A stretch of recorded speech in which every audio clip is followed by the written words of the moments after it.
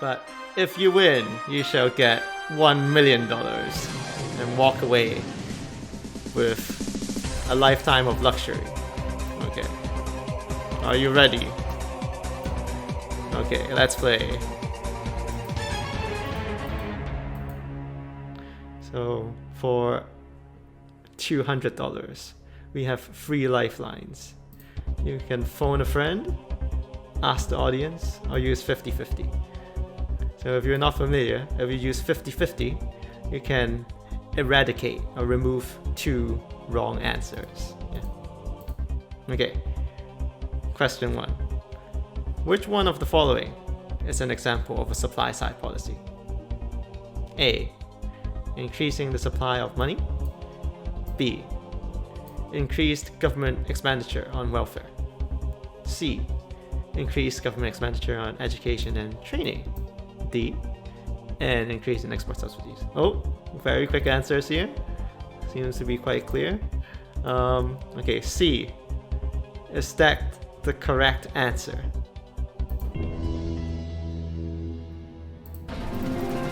Good job. So it is C, because if we increase the government expenditure on education and training, it would help make the labor market more efficient and reduce the possibility of having a mismatch of skills in the economy, right? Yeah. Okay, so next one. For $1,000, no, $2,000. Which one of the following is most likely to lead to a supply side improvement in an economy? An increase in A. Company taxation to reduce government budget deficit. B. The availability of imports. C. Innovation by firms. And D. Government borrowing.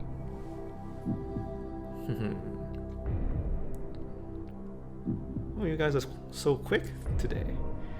Or is it just like these questions too obvious? Maybe I should make these questions harder. Like, okay, C. Is that your final answer?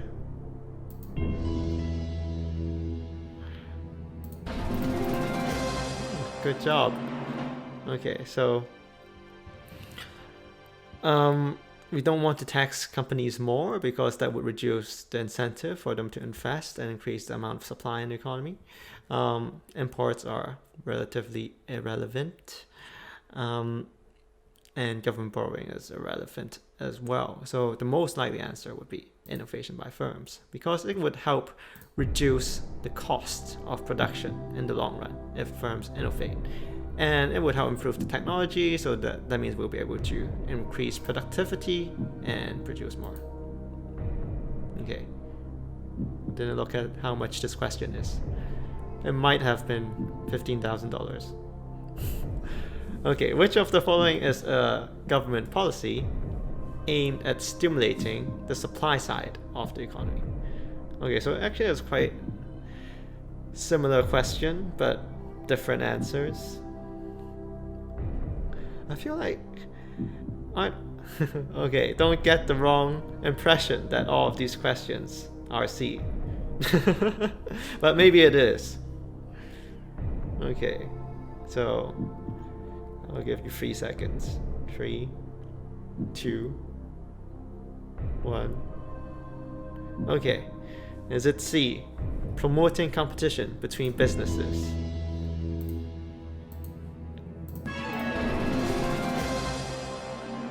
No. I pressed the wrong sound. So it is the correct answer.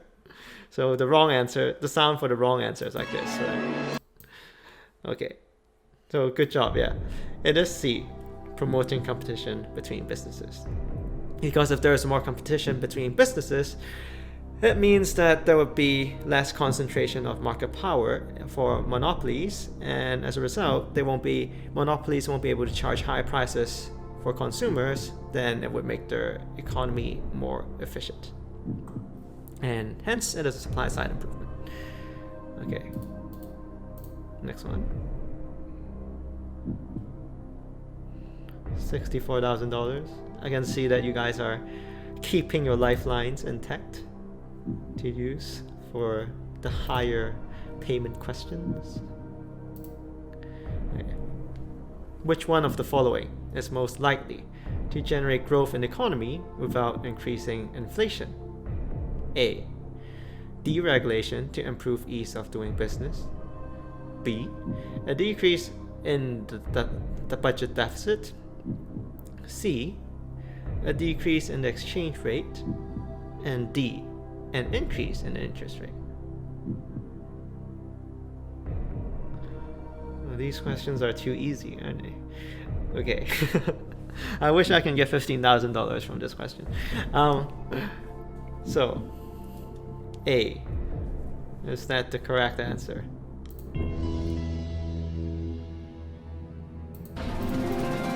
Okay, good job. So, if we analyze the question here, if a policy can generate growth without increasing inflation, it has to be on the supply side instead of the demand side, because a demand side policy would often sacrifice inflation or the price level for economic growth.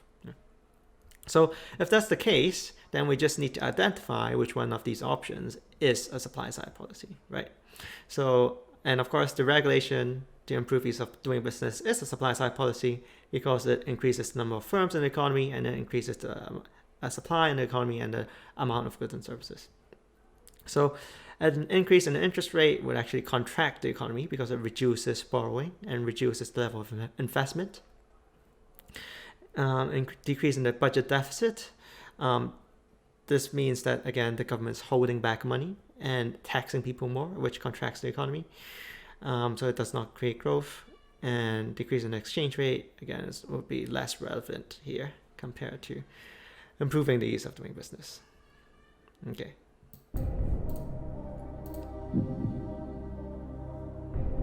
Second to last question. $500,000. And we still have 3 lifelines. Imagine that.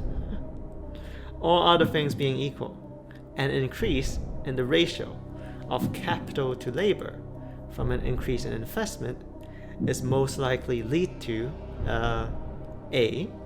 Decline in labor productivity. B. Fall in the size of the labor force. C. Supply side improvement. Or D. Negative demand shock to the economy. This one is slightly trickier, isn't it? So, what does it mean by an increase in the ratio of capital to labor? So, if there's an increase in the ratio of capital to labor, it means each person has got bigger access to capital, right? Okay, see that you guys got some answers up. So from public consensus, it is C. So let's see if it is C. Is that your final answer? C, supply side improvement. I hope you guys didn't guess this just because we covered supply side policy, so it must be something to do with supply side. But yes, you are correct. It is C, supply side improvement. This is because if each person in the economy who is at work is able to access more capital or more machinery and equipment to produce goods and services, then as a result, the amount of supply in the economy would increase.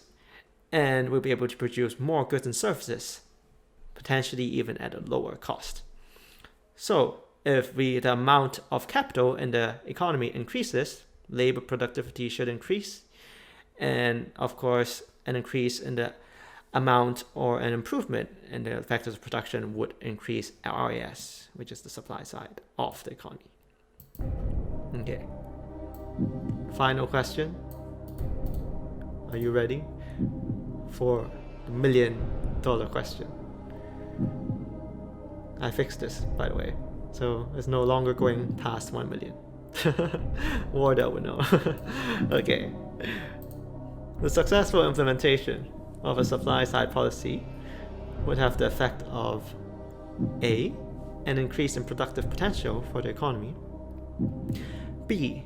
An increase in the general price level C, shifting RAS to the left, and D, reducing aggregate demand AD in the economy. Make your pick.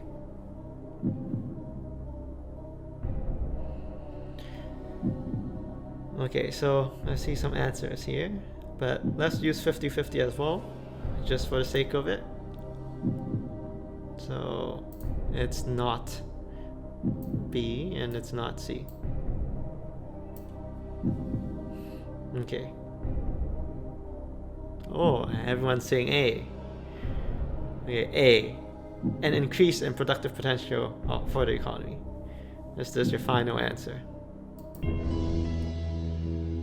$1 million. Good job. So it is A, an increase in productive potential for the economy. I feel like this is quite obvious, but let's explain why B, C, and D are incorrect quickly. So an increase in the general price level, this is not correct because supply side policy would increase aggregate supply in the economy and hence reduce the general price level, hopefully. And it's not C because an increase in supply would mean that the curve would shift to the right instead of to the left. So RAS should shift to the right, but not the left. And then it's not D because it's the supply side policy, right? Why would it reduce aggregate demand? Okay. So, good job, guys. And that's pretty much it for the quiz.